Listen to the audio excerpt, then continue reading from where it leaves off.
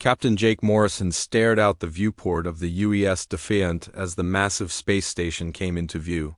Nexus Prime was larger than anything humanity had ever built, stretching across space like a metallic city floating among the stars. The station housed the Galactic Federation's council chambers, where 47 different alien species made decisions that affected billions of lives across the galaxy. Ambassador Lisa Rodriguez stood beside him, checking her notes one final time.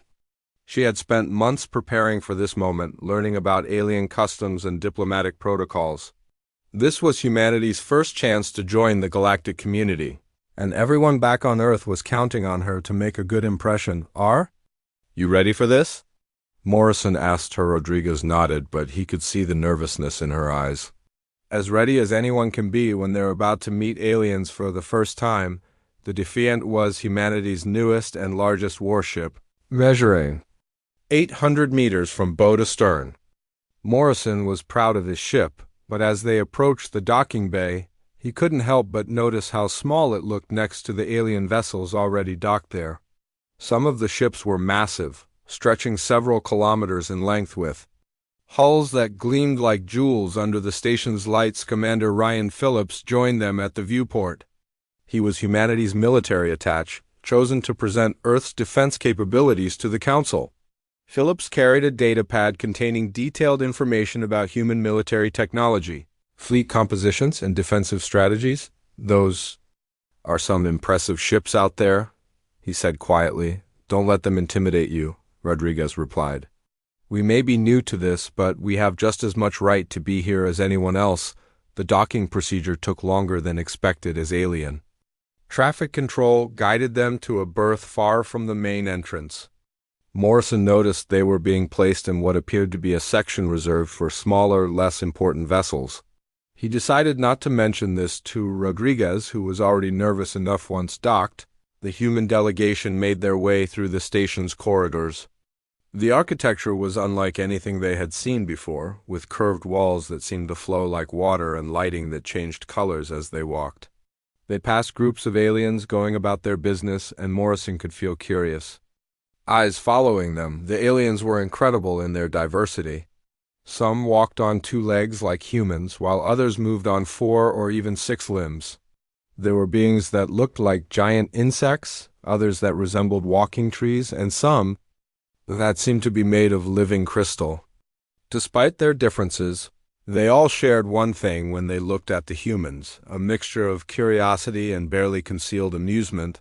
The council chambers were enormous, with seating arranged in concentric circles around a central speaking area. Each species had their own section with seats designed for their specific anatomy. The human delegation was directed to a small area near the back, with simple chairs that looked almost primitive compared to the elaborate seating arrangements of the other species. As they took their seats, Morrison noticed how the other delegates were looking at them. The Krillian War Masters, towering beings with 4 arms and skin that looked like polished stone, exchanged glances and whispered among themselves. The insectoid Vex Swarm delegates clicked their mandibles together in what Morrison assumed was their version of laughter. The session began with a formal introduction of the human delegation. Rodriguez stood and walked to the central speaking area, her footsteps echoing in the vast chamber. She began her presentation with carefully prepared remarks about humanity's desire to join the galactic community and contribute to peace and prosperity among the stars. The alien delegates listened politely, but Morrison could sense their skepticism. When Rodriguez finished her opening remarks, the questions began. They wanted to know about Earth's technology, its military capabilities, and what humanity could offer to the Federation. Phillips took over when the questions turned to military matters. He activated a holographic display that showed Earth's fleet composition. The images of human warships appeared in the center of the chamber, and Morrison heard what sounded like suppressed laughter from several alien sections. The Krillian War Marshal, a massive being named Zeekter, stood to address the assembly. His voice was deep and resonant, carrying easily through the chamber. Honored delegates, we have reviewed the human military specifications. Their largest vessel measures only 800 meters in length. Their weapons technology relies primarily on kinetic projectiles and basic energy systems. Most concerning, they still use chemical propulsion for their spacecraft? Murmurs spread through the chamber as the aliens discussed these revelations among themselves. Morrison felt his face burn with embarrassment as he realized how primitive humanity must seem to these advanced civilizations. Another delegate, this one from the Xanthari Collective, stood to speak. The Xanthari were known for their diplomatic skills, but even they seemed to struggle with politeness as they addressed the humans. While we appreciate humanity's enthusiasm for joining our community, we must consider whether your species is ready for the responsibilities that come with Federation membership. Phillips tried to defend humanity's capabilities, explaining that, while their technology might seem primitive, humans had proven themselves capable of innovation and adaptation. He mentioned Earth's rapid technological advancement and their success in developing space travel in a relatively short time. The response was more polite laughter. A delegate from the hegemony of worlds, a species that looked like walking crystals, stood to speak. Young species, your courage is admirable, but courage alone is not sufficient for survival in this galaxy. There are threats out here that would consume your entire civilization without. Noticing the resistance, the session continued for several hours, with various aliens asking questions that seemed designed more to highlight humanity's weaknesses than to understand their strengths. They asked about Earth's defensive capabilities, and Phillips had to admit that humanity had only a few orbital defense platforms and a small fleet of vessels. When asked about allies, Rodriguez had to acknowledge that humanity had no military agreements with any other species, because they hadn't known other species existed until recently. This admission brought more sounds of amusement from the alien delegates. The final blow came when War Marshal Ziegler stood again to deliver what seemed to be the Council's verdict. Honored humans, while we respect your desire to join our community, we must be realistic about your current capabilities. You are centuries behind the galactic standard in military technology. Your fleet could not defend against even a minor pirate raid, let alone the serious threats that exist in this galaxy. He paused, looking directly at the human delegation. We suggest that you return to your homeworld and continue developing your civilization. Perhaps in a few centuries, when you have something more substantial to offer than good intentions, we can reconsider your application. The chamber fell silent as the weight of his words sank in. Morrison watched as Rodriguez's shoulders sagged slightly, and he felt anger building in his chest. They had come here hoping to join a community of equals, only to be dismissed like children asking to sit at the adult table the council voted to grant humanity observer status, which everyone understood was a polite way of saying they weren't good enough for real membership. As the session ended, alien delegates began filing out of the chamber. Many of them still chuckling among themselves. Morrison heard fragments of conversations as they passed by the human section. Some aliens were placing bets on how long it would take for humanity to be conquered by the first species that decided Earth's resources were worth the minimal effort required. Others wondered if humans would even last long enough to develop better technology as the human delegation prepared to leave. War Marshal Ziegler approached them.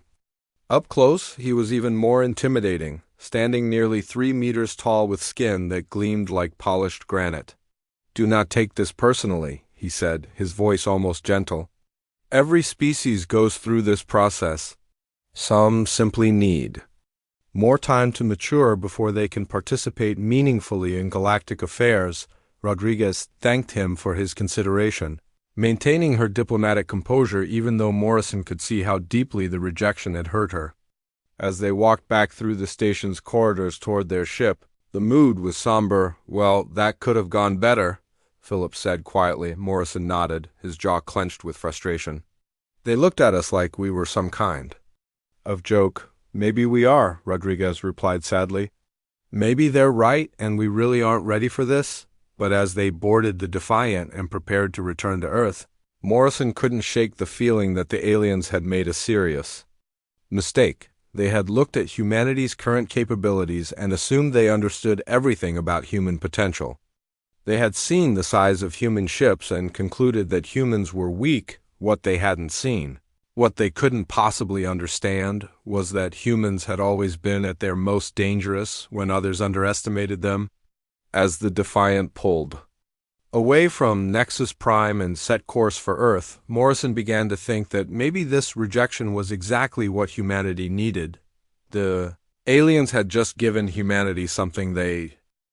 3 months had passed since humanity's humiliating rejection at the Galactic Council, and the galaxy was already moving on to other matters.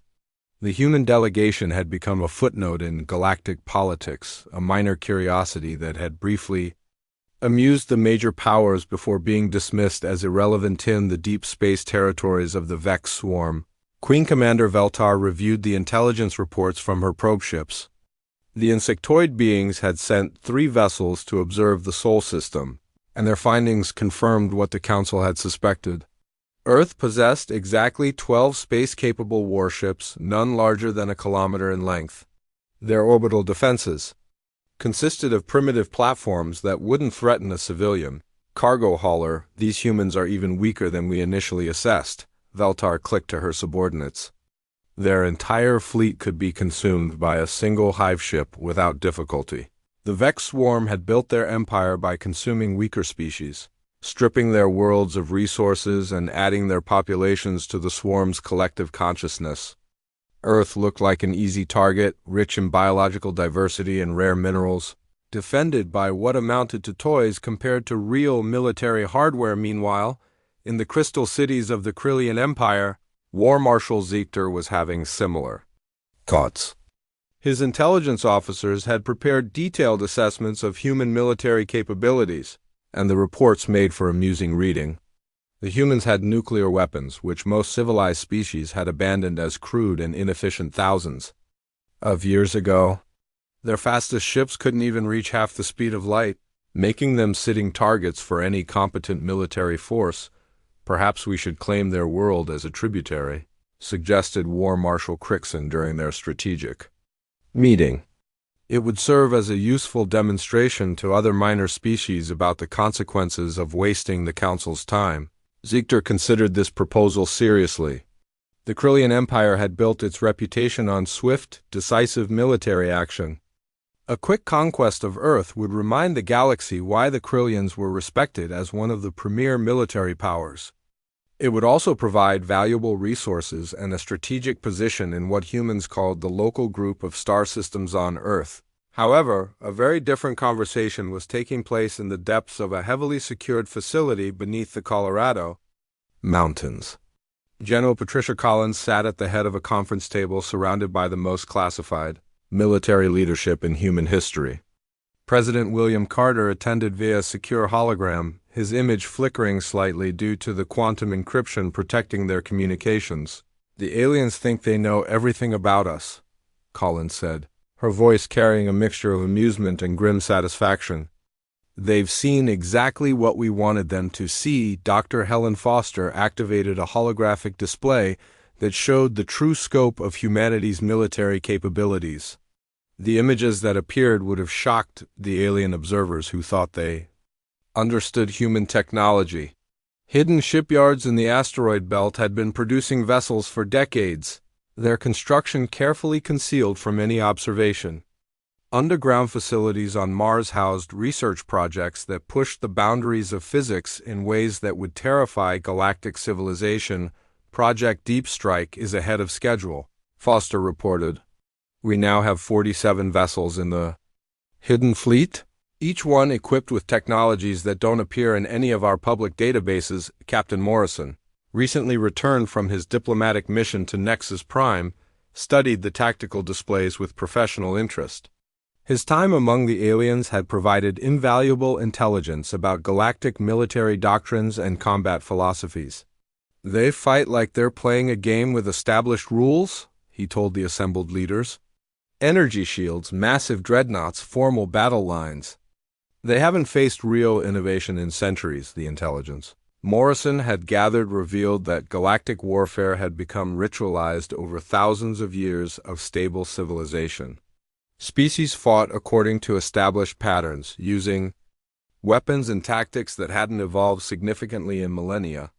The idea that a species might deliberately conceal its true capabilities or develop unconventional approaches to combat was apparently unthinkable to them. Admiral Carol Bennett, commander of humanity's hidden fleet operations, outlined their strategic advantages. While they've been perfecting energy weapons and shield technology, we've been taking a completely different approach. Our kinetic weapons can punch through their defenses, because they're not designed to stop physical projectiles at the velocities we can achieve. The human military had indeed been developing along different lines than galactic civilization. Where aliens had embraced energy-based warfare, humans had perfected kinetic weapons to devastating effect. Railguns that could accelerate projectiles to significant fractions of light speed, mass drivers that could throw asteroids at enemy targets, and close-range weapons that would be considered barbarically primitive by galactic standards, but were devastatingly effective against energy shield technology. Commander Phillips, who had endured the aliens' laughter at the council meeting, was particularly interested in the psychological warfare aspects of their planning. "They expect us to fight like we're trying to join their club," he said. "When we show them that we've been writing our own rules, the shock value alone should be worth several tactical advantages." The meeting continued as Foster revealed the true scope of humanity's secret military development. What the aliens had observed as asteroid mining operations were actually massive manufacturing facilities. The research stations on Luna and Mars were weapons testing grounds where humanity had developed combat technologies that existed nowhere else in the galaxy. Earth's orbital defense platforms were deliberately primitive decoys, hiding the real defensive systems that could turn the entire solar system into a fortress. President Carter leaned forward in his holographic projection. "The question now is timing. When do we reveal what we're really capable of?" Colin smiled coldly. "We don't reveal anything until they commit fully to underestimating us.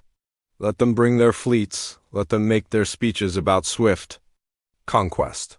The deeper they commit to the idea that we're helpless, the more devastating our response will be." The intelligence reports were already showing movement in alien territories. The Krillian Empire was assembling what they called a pacification fleet to deal with the human problem. The Vex swarm was mobilizing hive ships for what they expected to be an easy harvest. Even some of the supposedly neutral species were positioning themselves to claim pieces of human territory once the conquest was complete. Dr. Foster brought up another crucial element of their strategy. "We've been monitoring their communications for months now. They're not even trying to hide their intentions because they don't consider us a real threat.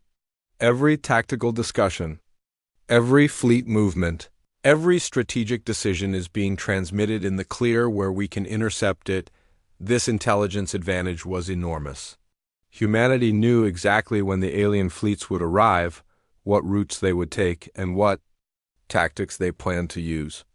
The aliens were planning their attack as if humans couldn't possibly threaten them, making no effort to conceal their strategies or maintain operational security. Morrison reviewed the alien ship configurations he had observed during his diplomatic mission.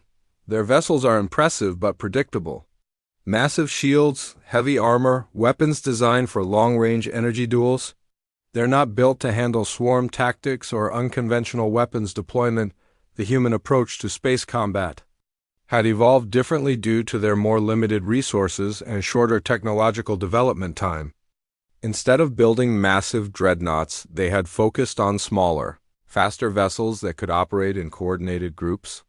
Instead of relying on energy shields, they had developed stealth technology and electronic warfare capabilities that could blind enemy sensors. Bennett outlined the deployment strategy for the hidden fleet. "When they arrive, they'll see exactly what they expect to see. Our public fleet will be there to meet them, looking appropriately outmatched and primitive. They won't know about the real fleet until it's too late to matter." The real fleet consisted of vessels that had been built in complete secrecy using technologies that pushed human engineering to its limits. Ships that could accelerate at rates that would crush most alien crews, weapons that could strike from ranges where the aliens wouldn't even know they were under attack, and defensive systems that worked on principles the galactic civilization had never encountered. Collins stood to address the group. Gentlemen and ladies, we're about to give the galaxy a lesson in the dangers of underestimating humanity. They think they know what we're capable of because they've seen our oldest, most primitive technology. They have no idea what humans can accomplish when we're properly motivated. As the meeting concluded, the participants dispersed to their various commands to prepare for what would become known as humanity's coming out party. The aliens were positioning themselves for what they expected to be an easy conquest, unaware that they were walking into the most carefully prepared trap in galactic history. In the weeks that followed, alien fleets began moving toward Sol System, while human forces made their final preparations. The stage was set for a confrontati. 6 months after humanity's rejection by the Galactic Council, the Krillian pacification fleet arrived at the edge of Sol System with all the fanfare of a military parade. War Marshal Ziegler commanded 50 vessels from the bridge of his flagship, the Dominion's Edge, a massive 3-kilometer dreadnought that had never known defeat in battle. The sight of his fleet should have been enough to make any sane species surrender immediately. The alien ships took position beyond Pluto's orbit, their hulls gleaming with polished metal and energy fields that flickered like captured starlight. Each vessel was a masterpiece of galactic engineering, bristling with weapons that could crack planets and shields that had withstood the fury of entire enemy fleets. To any observer, the message was clear. Resistance was futile. Captain Morrison stood on the bridge of the UES Defiant as humanity's pathetic response fleet moved to meet the alien armada.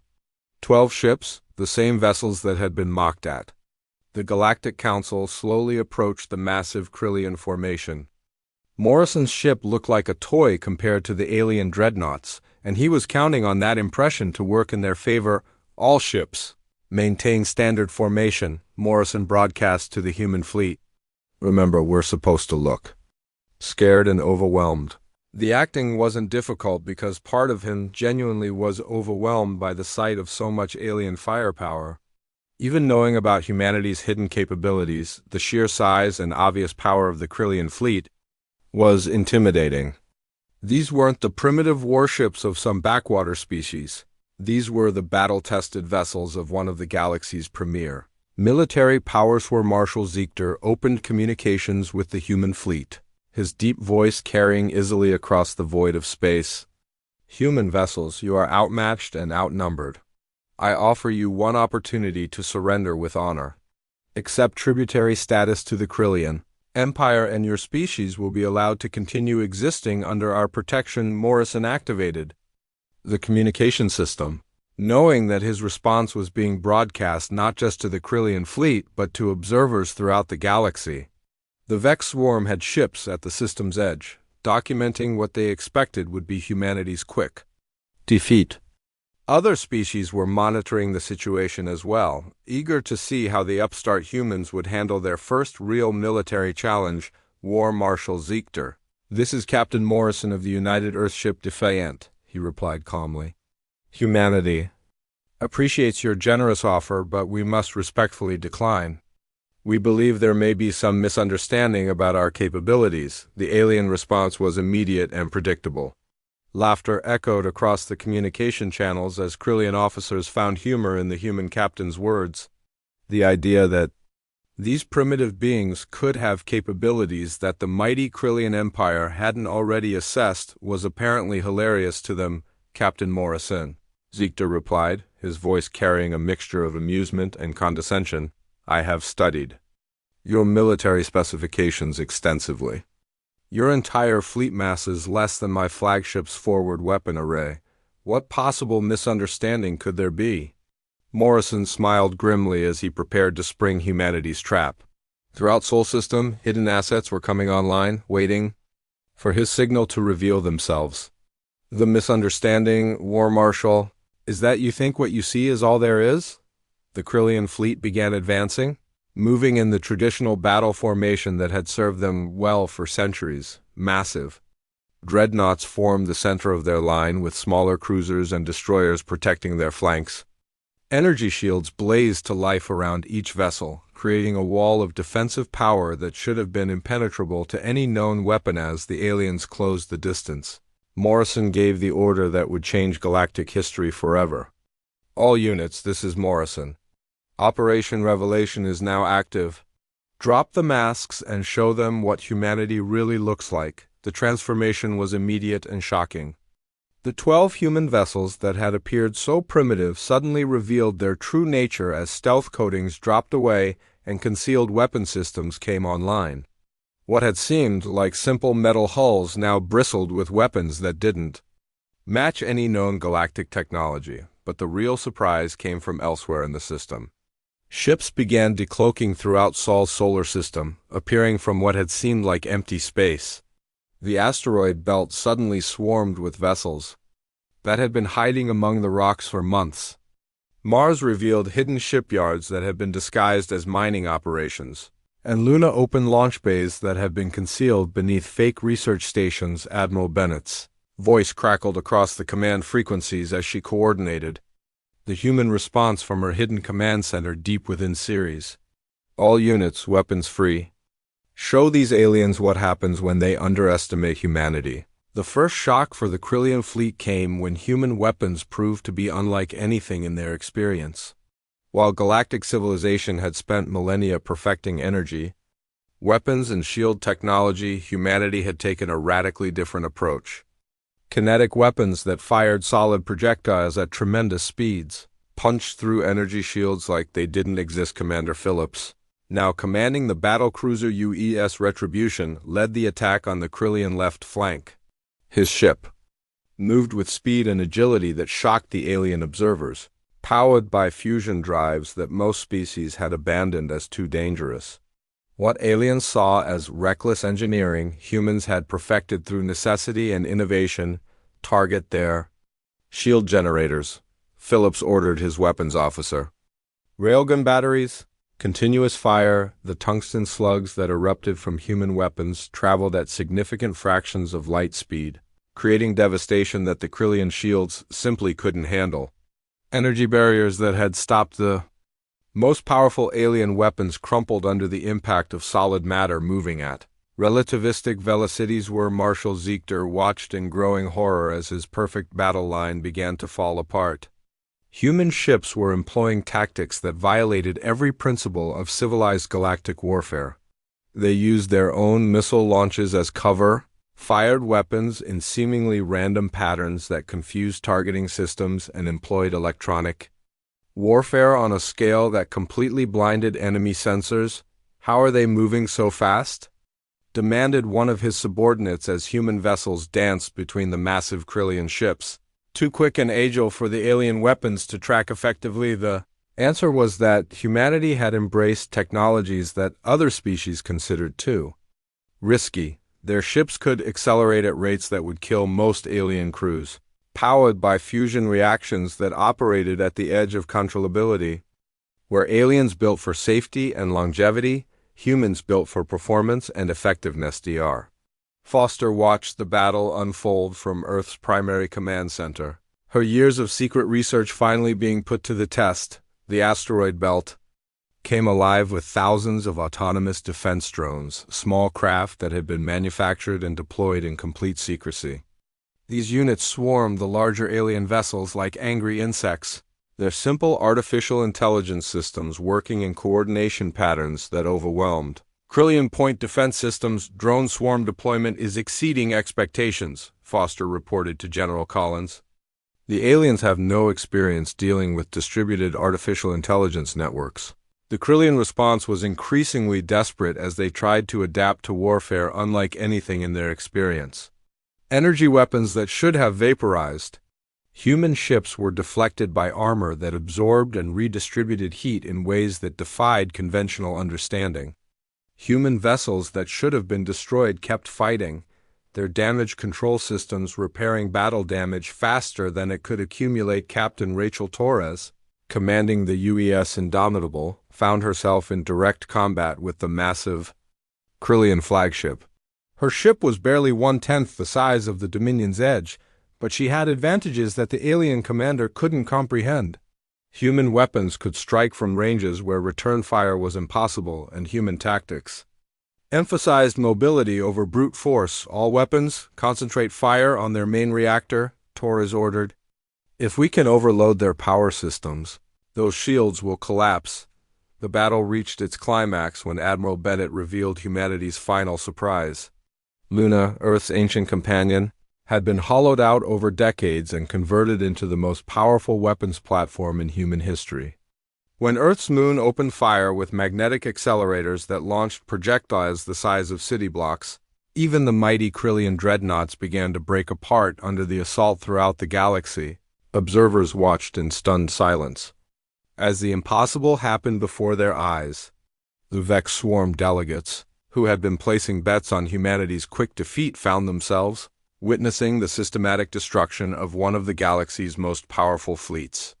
Species that had dismissed humans as primitive barbarians were forced to confront the reality that these new arrivals had fundamentally changed the rules of warfare. War Marshal Ziegler, his flagship crippled and his fleet in ruins, finally understood the magnitude of his mistake.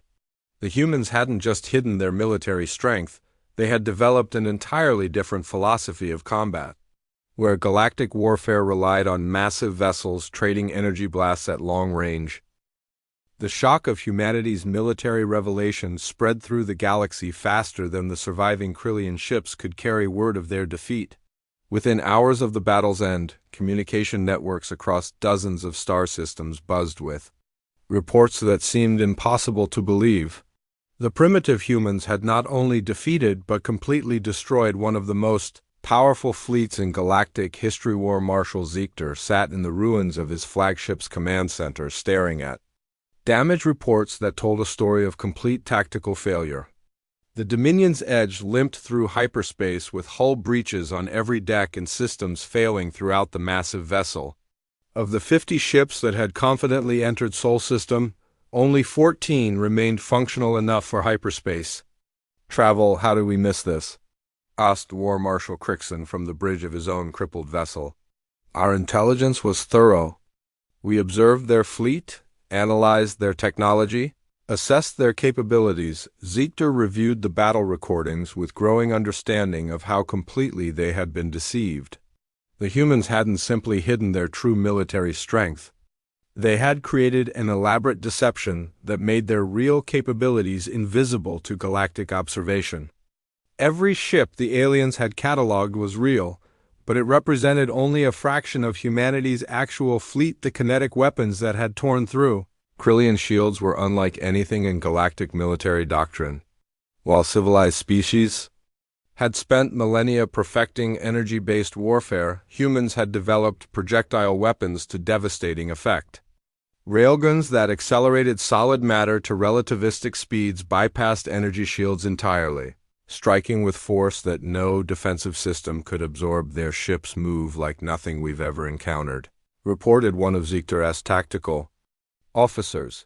They accelerate at rates that should crush their crews, maneuver in patterns that defy conventional physics, and coordinate their attacks through communication networks we couldn't even detect. The human approach to space combat violated every principle of galactic military wisdom. Where aliens built massive dreadnoughts designed to survive prolonged engagements, humans employed swarms of smaller vessels that struck quickly and disappeared before return fire could be effective. Their electronic warfare capabilities had completely blinded Krillian sensors, making accurate targeting impossible. Back in Sol System, Admiral Bennett coordinated the aftermath of humanity's first major military victory. The hidden fleet that had remained concealed for months was now openly patrolling the solar system, no longer needing to maintain the deception that had fooled galactic intelligence services. Damage assessment complete, reported Captain Torres from the UES Indomitable. We lost 3 vessels with minimal casualties. Enemy losses exceed 80% of their original force. The disparity in casualties reflected the fundamental difference between human and alien military philosophy. Krillian crews were trained for formal battle engagements where survival depended on heavy armor and powerful shields. They had no experience with the chaotic, fast-moving combat that humans had perfected through decades of theoretical development and simulation training. Dr. Foster reviewed the battle data from her research facility on Mars, analyzing how human weapons had performed against galactic military technology. The kinetic penetrators exceeded all performance estimates, she reported to General Collins. Alien shield technology is completely ineffective against solid projectiles at the velocities we achieved. The success of human weapons systems validated years of research into alternative approaches to space combat. While aliens had focused on energy weapons that could be defended against with energy shields, humans had developed projectile weapons that made such defenses irrelevant. The psychological impact on enemy forces was as devastating as the physical. Damaged throughout the galaxy, military commanders struggled to understand the implications of the Krillian defeat. The Vex Swarm Queen commander, Veltar, reviewed intelligence reports that painted an entirely different picture of human capabilities than what her probe ships had observed. These recordings must be falsified, she insisted to her subordinates. No species could hide such massive military capabilities while appearing primitive to our surveillance, but the evidence was undeniable. Long-range sensors had detected the human fleet movements during the battle, confirming that dozens of vessels had emerged from concealment throughout Sol System.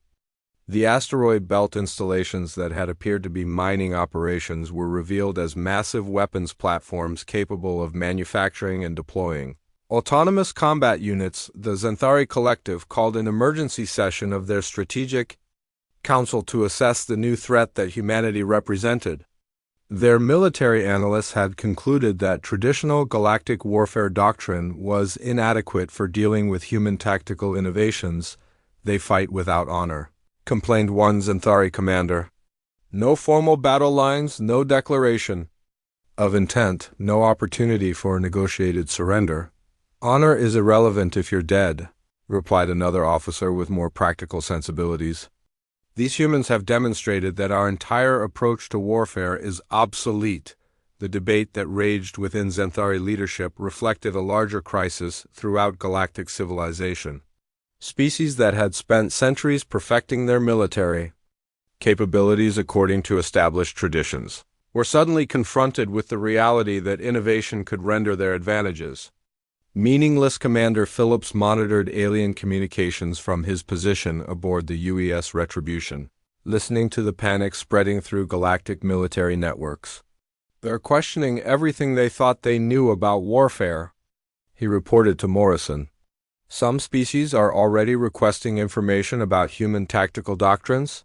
The psychological impact of humanity's victory was amplifying throughout the galaxy as species realized that their assumptions about military superiority were fundamentally flawed.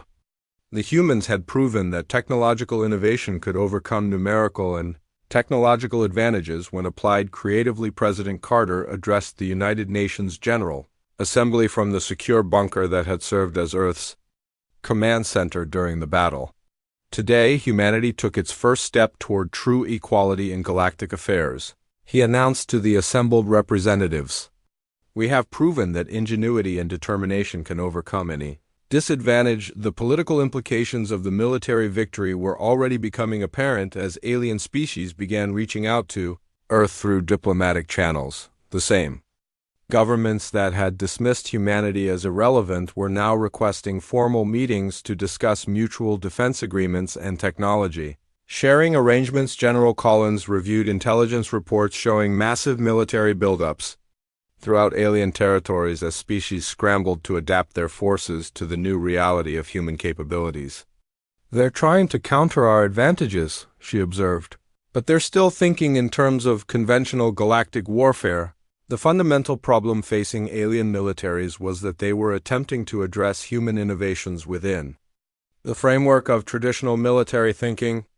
They were developing new shields to stop kinetic weapons, building faster ships to match human mobility, and improving their communication systems to counter electronic warfare. Admiral Bennett understood that humanity's real advantage wasn't any specific technology, but their willingness to think differently about military problems. They'll eventually develop counters to our current weapons, she told her staff. But by then we'll have moved on to approaches they haven't even considered. The human military leadership was already planning the next phase of their technological development, anticipating that galactic civilization would adapt to their current capabilities. The key to maintaining their advantage was continued innovation and the element of surprise that came from thinking outside. Established military doctrine Captain Morrison received a priority transmission from Earth containing new orders that reflected humanity's changing position in galactic affairs. Instead of remaining in Sol System to defend Earth, the human fleet was being deployed to establish forward bases and patrol routes that would project human power beyond their home system. "We're not just defending anymore," Morrison told his crew, as the Defiant prepared for its first offensive mission. "We're taking the initiative and showing the galaxy that humanity is a force to be respected." The transformation of humanity's galactic status was complete. 6 months earlier they had been laughed out of the Galactic Council as primitive barbarians unworthy of serious consideration. Now they were the most feared military power in known space, and every major species was scrambling to understand how these newcomers had achieved such devastating effectiveness as human ships spread throughout local space, establishing the infrastructure of a true galactic power. The message was clear to any species capable of recognizing reality. The age of galactic complacency was over, and humanity had arrived to reshape the balance of power among the stars. The galaxy would never again make the mistake of underestimating the species from the small blue planet in the Sol System.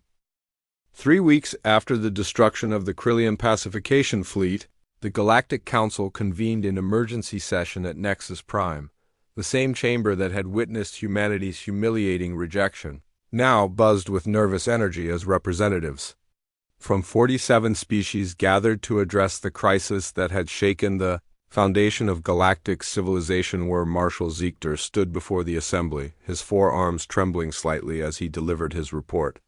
The proud Krillian commander, who had dismissed humanity as primitive barbarians, now spoke in hushed tones about the complete annihilation of his fleet.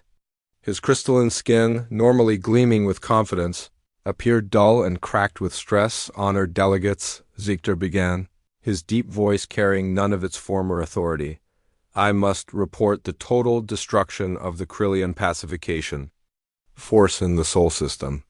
Of 50 vessels that entered human space, only 14 survived to carry word of our defeat." The chamber erupted in shocked murmurs as delegates struggled to comprehend the magnitude of the disaster.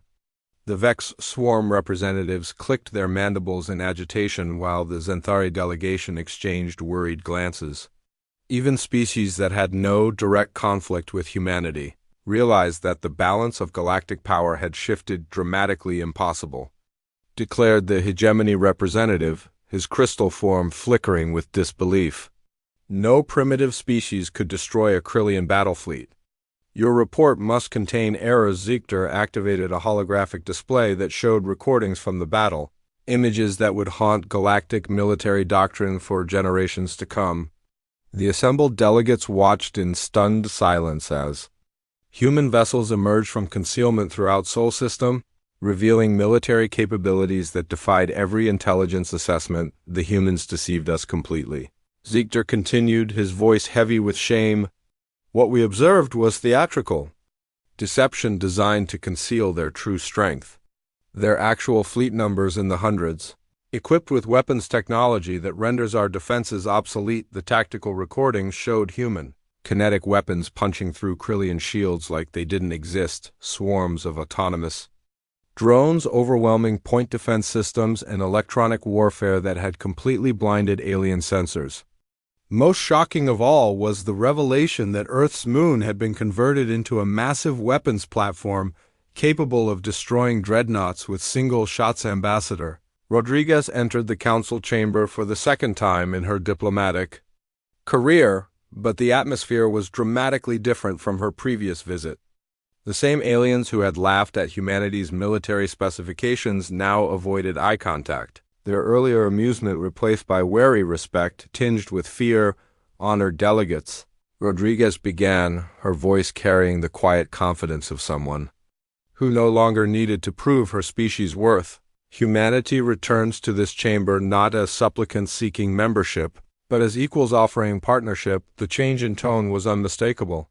Where humanity had once begged for acceptance, they now negotiated from a position of strength that no species could ignore. The destruction of the Krillian fleet had demonstrated that human military power was real, devastating, and unlike anything the galaxy had encountered. President Carter's message to the galactic community was broadcast throughout the chamber on screens that showed his image addressing the assembly from Earth. "Humanity seeks peaceful coexistence with all species," Carter declared. "We have no territorial ambitions beyond our current sphere of influence. However, we will not tolerate aggression against human interests or attempts to subjugate our species." The warning was clear but delivered with diplomatic precision.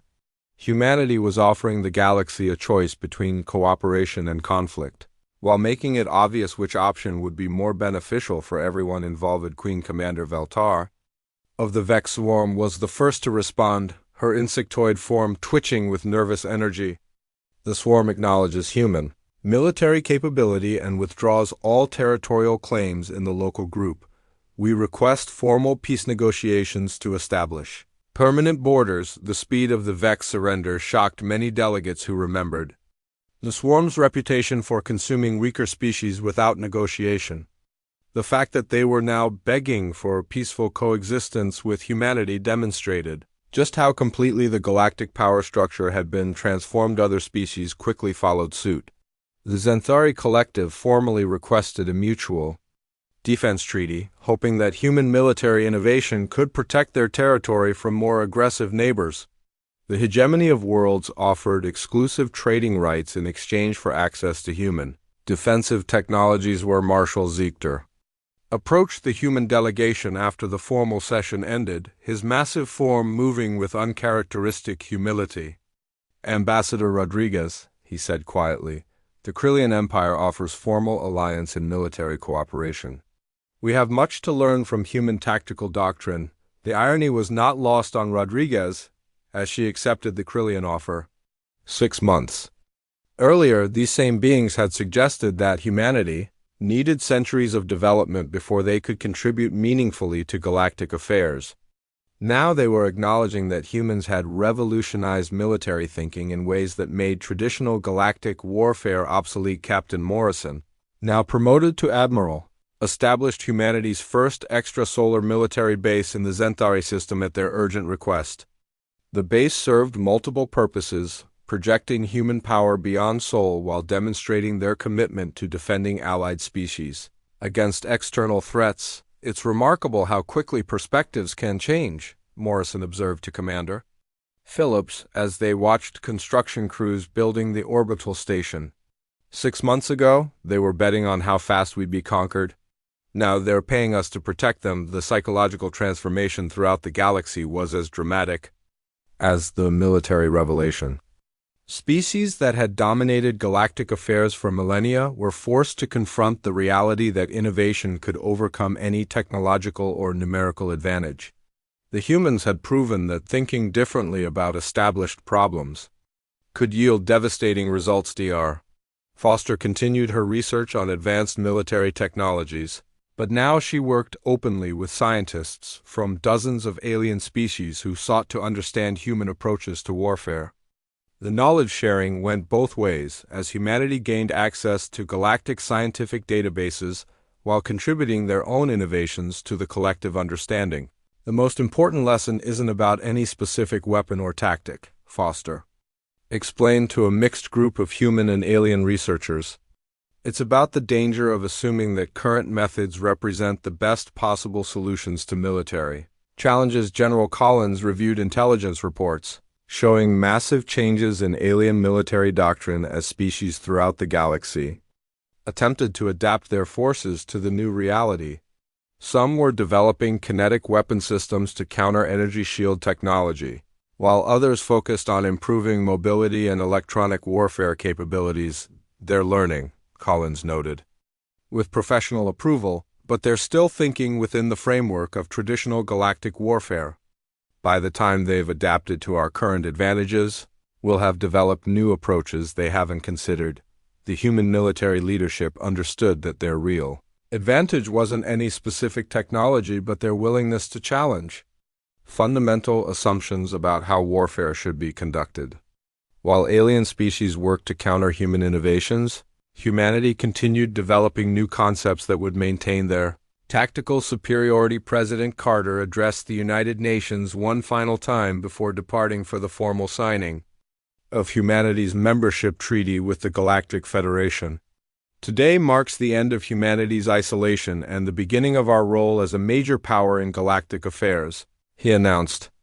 We have earned our place among the stars not through submission but through strength. The treaty ceremony at Nexus Prime was a stark contrast to humanity's previous visit to the station. Ambassador Rodriguez signed the documents that granted Earth full membership in the galactic community, while representatives from dozens of species watched with respectful attention as the human delegation prepared to return to Earth. Rodriguez reflected on the journey that had brought them from galactic laughingstock to respected power. The aliens had made the fatal mistake of assuming that military capability could be accurately assessed through surface observation, not understanding that humanity's greatest strength lay in their ability to think beyond conventional limitations. The galaxy had learned a lesson that would reshape interstellar relations for generations to come.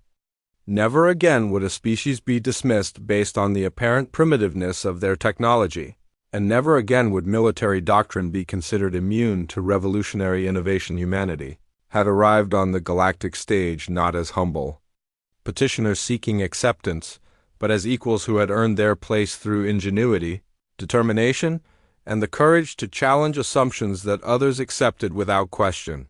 The moment humanity unveiled its true military power had changed everything, and the galaxy would never laugh at human capabilities again.